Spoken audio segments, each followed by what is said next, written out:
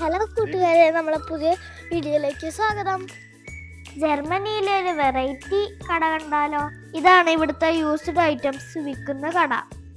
ഈ കട എങ്ങനെയാന്ന് വെച്ചാൽ, നമ്മൾ മേടിക്കുന്ന പ്രൊഡക്ട്സ് നമ്മളെ യൂസ് കഴിഞ്ഞിട്ട് കേടായിട്ടില്ലെങ്കിൽ ഈ ഷോപ്പിൽ കൊണ്ടു കൊടുക്കും.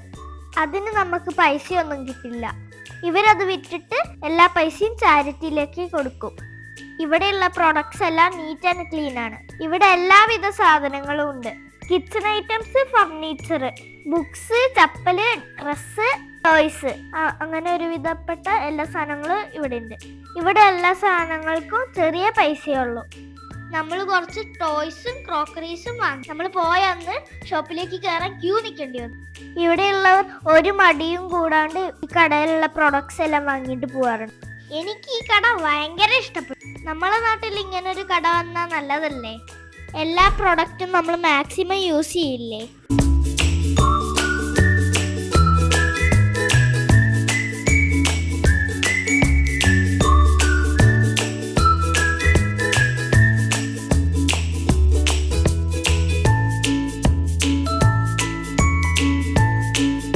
അപ്പൊ ഇനി അടുത്ത വീഡിയോയിൽ